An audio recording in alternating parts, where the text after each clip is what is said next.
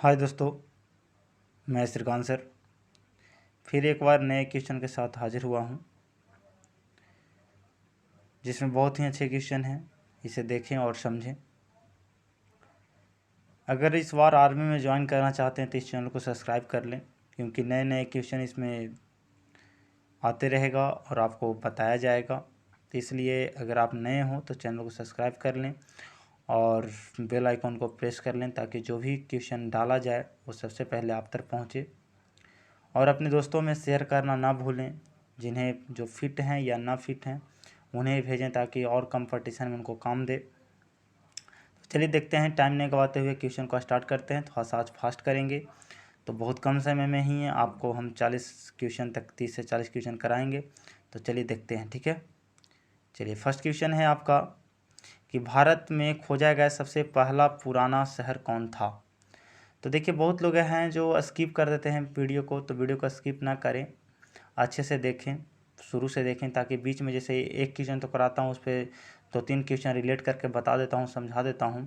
तो ये मत सोचे कि ऑप्शन नहीं है तो इसे ना देखें, चाहे ऑप्शन नहीं है तो इसको जल्दी चलो स्किप करो, बढ़ाओ और देख के याद करते चल जाओ, तो उससे दिक्कत हो जाएगा बाबू। ऐसे तो बहुत सारा किताब आपको मिलेगा, उसमें बहुत सारे क्वेश्चन हैं, तो आप उसको भी पढ़ सकते हैं। लेकिन अगर आप वीडियो देख रहे हैं और समझ रहे हैं तो टाइम तो आपको जा ही रहा है, इसलिए आप अच्छे से उसको देखें और अच्छे से समझें, क्योंकि बीच बीच में भी मैं कुछ अच्छे अलग चीज़ बता देता हूँ, सेना से रिलेटेड बताता हूँ, तो इसलिए ज़रूर देखें। तो कहा गया है, पहला क्वेश्चन है कि भारत में खोजा गया सबसे पहला पुराना शहर कौन सा है। तो जो सबसे पहला पुराना शहर था हड़प्पा था, ठीक है। ये सिंधु घाटी से संबंधित शहर है, इसलिए मैं बताऊं कि ताकि जो भी क्वेश्चन बताऊंगा उससे हम 2-4 क्वेश्चन थोड़ा फालतू बताऊंगा, इसलिए स्किप करके ना देखें प्लीज़। ये आप लोग से रिक्वेस्ट है मेरा, ठीक है। पूरा देखें वीडियो को और अपने दोस्तों में भी शेयर करें, और नए हों तो चैनल को सब्सक्राइब करना ना भूलें, हमें सपोर्ट करें, ताकि हम भी आपको सपोर्ट करें, ठीक है। तो भारत में खोजा गया सबसे पहला पुराना शहर जो है हड़प्पा है, ये सिंधु घाटी से रिलेटेड था, ठीक है, जिसका खोज जो है दयाराम साहनी ने किया था, ठीक है। तो ये चलिए आगे देखते हैं। अगला क्वेश्चन है कि स्वराज हमारा जन्मसिद्ध अधिकार है, किसने कहा था। तो स्वराज हमारा जन्मसिद्ध अधिकार है, इसे कहा था बाल गंगाधर तिलक ने। कौन बोले थे? बाल गंगाधर तिलक ने कहे थे कि स्वराज हमारा जन्मसिद्ध अधिकार है, मैं इसे लेकर रहूँगा, ठीक है। चलिए अगला क्वेश्चन है, महात्मा गांधी के राजनीतिक गुरु कौन थे। तो महात्मा गांधी के राजनीतिक गुरु गोपाल कृष्ण गोखले थे, ठीक है। महात्मा गांधी के राजनीतिक गुरु कौन थे? गोपाल कृष्ण गोखले। चलिए अगला क्वेश्चन है, चौथा नंबर, उत्तर भारत की प्रथम मुस्लिम महिला शासिका, दिल्ली पर राज करने वाली प्रथम महिला शासिका। ये भी कह सकते हैं आपको कि दिल्ली पर राज करने वाली प्रथम महिला शासिका, या फिर उत्तर भारत की प्रथम महिला शासिका, ठीक है। तो ये जो कौन थी, रजिया सुल्तान थी, ठीक है। ये गुलाम वंश से रिलेटेड है, ये जरूर आप कंठस्थ इसको कर लें, ठीक है। फिर सिंधु सभ्यता का पतन नगर या बंदरगाह, ये लैंग्वेज याद रखिएगा। पतन नगर या बंदरगाह कौन सा है। तो ये लोथल था, जो गुजरात में है, ठीक है। कौन है? लोथल है, और ये कहाँ है? गुजरात में है, ठीक है। इसे आप देखें और समझें ज़रूर। तो ऐसा क्वेश्चन पाने के लिए आप मेरे चैनल को सब्सक्राइब करना ना भूलें। चलिए अगला है, भारतीय राष्ट्रीय कांग्रेस के संस्थापक कौन थे। तो भारतीय राष्ट्रीय कांग्रेस की स्थापना जो हुआ था 1885 में हुआ था, और ये जो एब्रो होम द्वारा किया गया था। कहाँ किया गया था? ये भी है, ये मुंबई में किया गया था। कहाँ किया गया था? मुंबई यानी बम्बई में, ठीक है। भारतीय राष्ट्रीय कांग्रेस का स्थापना एब्रो होम ने 1885 में मुंबई में किया था। महात्मा बुद्ध द्वारा दिए गए प्रथम उपदेश कहा जाता है, तो ये धर्म चक्र परिवर्तन। और महात्मा गांधी को जो है वो किस भाषा में उपदेश दिए थे? पाली भाषा में। कौन से भाषा में? पाली भाषा में। सबसे पहले कहाँ दिए थे? तो सारनाथ में दिए थे। सबसे पहले कहाँ दिए थे? सारनाथ में, ठीक है। ये चीज़ याद रखिएगा, ध्यान दीजिएगा, ठीक है। चलिए अगला है, अगला क्वेश्चन है कि किस वेद की रचना गद और पद दोनों में किया गया है। तो यजुर्वेद का जो है रचना गद और पद में दोनों में किया गया है। और सबसे पुराना वेद जो है ऋग्वेद है। सबसे पुराना वेद ऋग्वेद है, और सबसे नया जो है अथर्ववेद है, याद कर लीजिएगा कंठस्थ, ठीक है। चलिए आगे है, भारत में पहला समाचार किसने शुरू किया था। तो सैयद अहमद खान ने किया था। भारत में पहला समाचार जो है सबसे पहले किसने किया था, ठीक है। इसको कर लीजिएगा, सैयद अहमद खान ने किए थे, ठीक है। चलिए अगला है, ठीक है। तो ये चैनल को सब्सक्राइब करना ना भूलें, उड़ान सेना रिटेन को, ठीक है। बहुत ही अच्छे इसमें क्वेश्चन डाला जाएगा, बहुत इंपॉर्टेंट क्वेश्चन डाला जाएगा आर्मी से रिलेटेड और सभी से रिलेटेड, SSC GD या जो भी हो, सब के लिए इंपॉर्टेंट क्वेश्चन रहेगा। तो चलिए अगला है कि किसके शासनकाल में बौद्ध धर्म 2 भागों में बांटा गया था।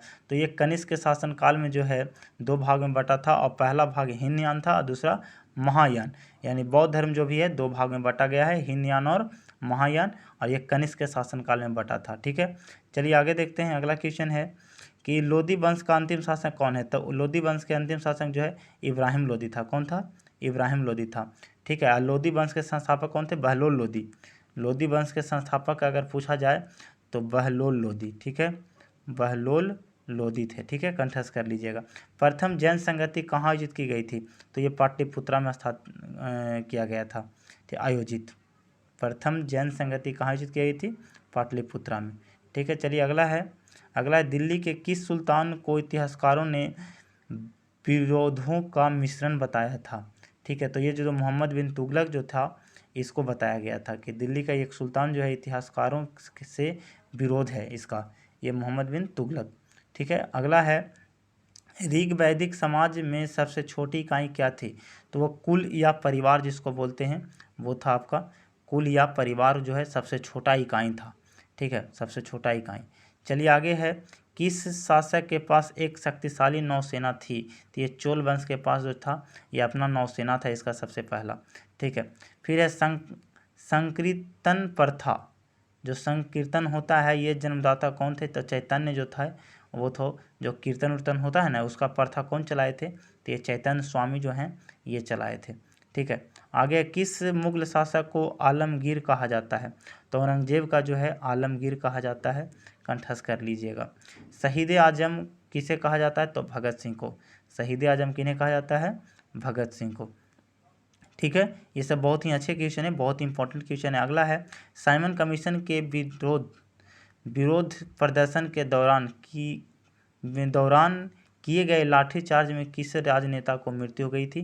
तो ये लाला लाजपत राय को जो है ये साइमन कमीशन जब आया था भारत, तो मुंबई में उसका विरोध कर रहे थे कि साइमन कमीशन वापस जाओ, तो उसी में अंग्रेज़ जो है लाठी से मारकर इन्हें हत्या कर दें। लाठी से मारा तो ये बूढ़े थे, इसके कारण इनका मृत्यु हो गई थी। तो ठीक है, यही में एक नारा ही दिए थे कि हमारे सिर पर जो एक एक लाठी का प्रहार है ये तुम्हारे समाज के लिए एक किल साबित होगा। तो ये आता है आपसे पूछता है कि ये किसने नारा दिए थे। तो ये लाला लाजपत राय ने दिए थे कि हमारे माथे पर पड़ा एक एक लाठी का प्रहार तुम्हारे समाज के लिए एक किल साबित होगा। तो वो साबित भी हुआ और आज जो है अंग्रेज़ बाहर चल गए, तो इसलिए, ठीक है। चलिए आगे चलते हैं, अगला क्वेश्चन देखते हैं, ठीक है। अगला है कि वहाबी आंदोलन के प्रवर्तक कौन थे। तो वहाबी आंदोलन जो था उसका प्रवर्तक सैयद अहमद खान थे, ठीक है। अगला क्वेश्चन है कि किस स्थान पर बुद्ध ने महापरिनिर्वाण प्राप्त किया था। महापरिनिर्वाण यानी छोड़ देना, ठीक है, महापरिनिर्वाण। तो ये कुशीनगर जो था उसी को कुशीनारा भी कहीं कहीं कहते हैं या कुशीनगर कहते हैं, ठीक है। जहाँ इनका जन्म हुआ था वहीं से ये सबसे पहले छोड़े थे, ठीक है। लुम्बिनी वन कुशीनगर वहीं है, याद कर लीजिएगा, ठीक है, नेपाल में पड़ता है। चलिए अगला चलते हैं। महापरिनिर्वाण यानी बुद्ध अपने घर का छोड़ना, उसी को महापरिनिर्वाण कहा जाता है। और ज्ञान जब उपदेश दिए थे तो उसको धर्म चक्र परिवर्तन कहता है, ठीक है। तो इसलिए ध्यान दीजिएगा। अगला क्वेश्चन है कि कांग्रेस के प्रथम अधिवेशन की अध्यक्षता किसने की थी। तो उमेश चंद्र बनर्जी ने किया था। यानी आपसे क्वेश्चन पूछता है कि कांग्रेस के प्रथम अध्यक्ष कौन थे। तो उमेश चंद्र बनर्जी थे। कांग्रेस के प्रथम अध्यक्ष कौन थे? उमेश चंद्र बनर्जी। चलिए अगला क्वेश्चन है कि भगवान नटराज का प्रसिद्ध मंदिर जिसमें भरतनाट्यम शिल्प कला है कहाँ स्थित है। तो ये चिदम्बरम में स्थित है, ठीक है, कंठस्थ कर लीजिएगा। बहुत ही अच्छा क्वेश्चन है, बहुत इंपॉर्टेंट क्वेश्चन है, VVI, ठीक है। चलिए ऐसा क्वेश्चन आपको नहीं जल्दी मिलता होगा, इसलिए चलिए देखते हैं आगे। महात्मा बुद्ध ने उपदेश देने हेतु किस भाषा का प्रयोग किया था। तो पाली भाषा का भी बताए थे हम कि बुद्ध जो है सबसे पहले चक्र परिवर्तन जिसे कहा जाता है, यानी पहला उपदेश जो है ये सारनाथ में दिए थे। और किस भाषा में दिए थे? पाली में दिए थे। कुतुब मीनार के कार्य को किस शासक ने पूरा किया था? तो इल्तुतमिश जो है ये कुतुबुद्दीन ऐबक के फैमिली से रिलेटेड था, तो इसी ने स्टार्ट किया था कुतुबुद्दीन ऐबक कुतुब मीनार को बनाना, लेकिन उसे पूरा किया था इल्तुतमिश ने। ठीक है, बीच में ही कुतुबुद्दीन ऐबक का मृत्यु हो जाता है, इसलिए इल्तुतमिश पूरा करता है। लीलावती पुस्तक किसने संबंधित है? तो ये जो है गणित से संबंधित है, लीलावती। ठीक है, आगे है कि पहाड़ी कटाकर, ठीक है, पहाड़ी काटकर एलोरा के विश्वविख्यात कैलाश मंदिर का निर्माण किसने कराया था? तो ये राष्ट्रकूट ने। बहुत ही इंपॉर्टेंट, बहुत वीवीआई क्वेश्चन है ये, कि कैलाश मंदिर का निर्माण किसने किया था? तो राष्ट्रकूट ने करवाया था। ये कहाँ? तो एलोरा में है। ये कहाँ है? एलोरा में स्थित है। ठीक है, चीनी यात्री हेनसोंग किसके शासनकाल में आए थे? तो हर्षवर्धन के शासनकाल में आया था। और फाहियान जो है चंद्रगुप्त द्वितीय के शासनकाल में आया था। हेनसोंग हर्षवर्धन के शासनकाल में, और चंद्रगुप्त द्वितीय जो है ये भी चीनी यात्री है, जो फाहियान जो है चंद्रगुप्त द्वितीय के शासनकाल में आया था, फाहियान। ठीक है, याद कर लीजिएगा, कंठस्थ कर लीजिएगा, बहुत ही वीवीआई क्वेश्चन ये सब है। अगला है कि बनारस हिंदू विश्वविद्यालय यानी BHU का स्थापना किसने किया था? मदन मोहन मालवीय ने किए थे। बहुत ही अच्छा क्वेश्चन है, याद कर लीजिएगा। ठीक है, चलिए आगे है, स्वतंत्र भारत के प्रथम गवर्नर जनरल कौन थे? तो ये लॉर्ड माउंटबेटन थे। ठीक है, भारत के आज़ादी के पहले भी, यानी भारत के आज़ादी के समय कौन थे? तो लॉर्ड माउंटबेटन ही थे। और भारत जब आज़ाद भी हो गया तो पहला गवर्नर जनरल ही बने। और इनके बाद जो है भारत के प्रथम भारतीय जो है राजा गोपालाचारी जो हैं वो गवर्नर बने थे, और अंतिम गवर्नर भी वही थे। उसके बाद प्रधानमंत्री ये सब पद आ गया था। ठीक है, राष्ट्रपति पद आ गया था। किस मुस्लिम शासक के सिक्के पर देवी लक्ष्मी की आकृति बनी थी? तो मोहम्मद गौरी ने जो था वो हिंदू को एक करने के लिए वो सिक्कों पर देवी लक्ष्मी का जो है प्रतिमा डाला था। ठीक है, चलिए आगे चलते हैं। काला शोक की राजधानी कहाँ थी? तो काला शोक की राजधानी जो है पाटलिपुत्र में था। कहाँ था? पाटलिपुत्र में था। ठीक है, चलिए आगे है, गायत्री मंत्र की रचना किसने किया था? तो गायत्री मंत्र की रचना जो है विश्वामित्र ने किए थे। कौन किए थे? चलिए बड़ा कर लेते हैं, विश्वामित्र ने। ये जो है ऋग्वेद के तीसरा मंडल में है, याद कर लीजिएगा। ये गायत्री मंत्र जो है ये ऋग्वेद के तीसरा मंडल में है, और ये विश्वामित्र द्वारा रचित है। ये किसको समर्पित है? ये भी क्वेश्चन आता है कि गायत्री मंत्र जो है किसको समर्पित है? तो गायत्री मंत्र जो है सूर्य देवता सावित्री को समर्पित है, सूर्य देवता सावित्री को।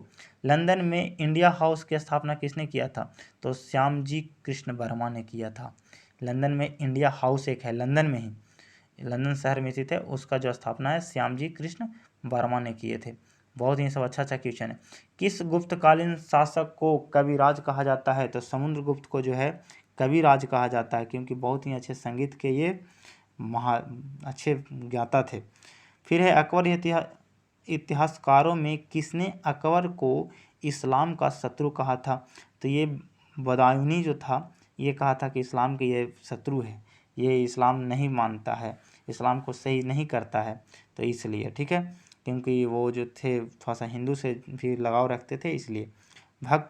भक्ति को दार्शनिक आधार प्रदान करने वाले प्रथम आचार्य कौन थे? शंकराचार्य। ये तो बहुत ही आप जानते होंगे, याद होगा कि शंकराचार्य जो है ये भक्ति को बहुत ही अच्छे मानते हैं, हिंदू धर्म के प्रवर्तक हैं, हिंदू धर्म को अच्छे जगह पर ले जाते हैं। अगला, किस नगर को सिराजे हिंद कहा जाता है? तो जौनपुर को जो है सिराजे हिंद कहा जाता है। अगला है, चालुक्य वंश का सर्वाधिक प्रसिद्ध शासक कौन थे?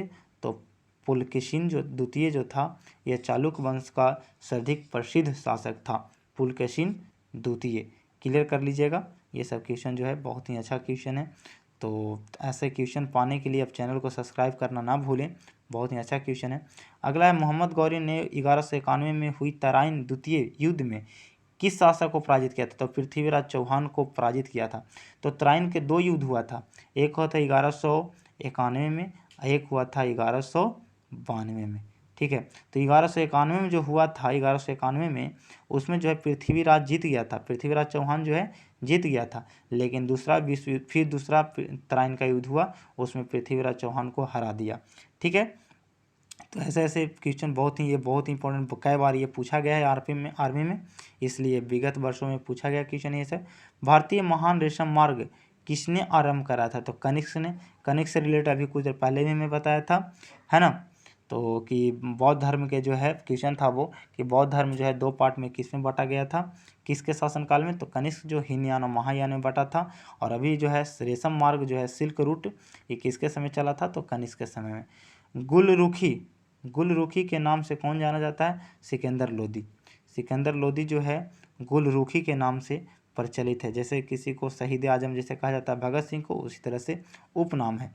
आगे वह कौन सा युद्ध था जिसने भारत में ब्रिटिश प्रभुत्व का आरंभ किया था, तो प्लासी के युद्ध जो है उसी के समय ब्रिटिश शासन को जो है स्टार्ट हुआ था। क्लियर।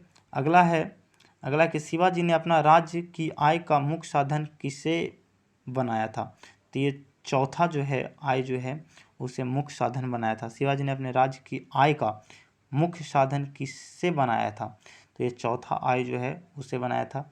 जैन धर्म के 24वें तीर्थंकर कौन थे, महावीर स्वामी थे। ठीक है। और 23वां जो है ना, 23वां जो है कौन था, पार्श्वनाथ था। और सबसे प्रथम अगर कहे कि जैन धर्म के प्रथम तीर्थंकर कौन है, तो ऋषभ देव, यानी जैन धर्म के संस्थापक कौन है, तो ऋषभ देव है। ठीक है। सत्यमेव जयते युक्ति कहाँ से ली गई है, तो थोड़ा सा इसको ऊपर कर देते हैं। सत्यमेव जो है मुंडकोपनिषद से लिया गया है। कहाँ से लिया गया है, मुंडकोपनिषद से लिया गया है। चलिए अगला क्वेश्चन है कि बक्सर की युद्ध कब हुआ था, ये भी क्वेश्चन याद करें। 1764 में समय। दिल्ली का शासक कौन था, तो शाह आलम। ठीक है, शाह आलम था, कंठस्थ कर लीजिएगा। अगला है भारत में सर्वप्रथम स्वर्ण मुद्रा किसने चलाई थी, तो इंडो बैक्ट्रियन। ठीक है, इंडो बैक्ट्रियन जो है नाम था, वही जो है स्वर्ण मुद्रा का सबसे पहले स्टार्ट किया था। जैसे कैसे होता है कि ईरानी इराकी ऐसे करके, तो उसी तरह से जो है ये एक संस्था था, इसी ने चालू किया था।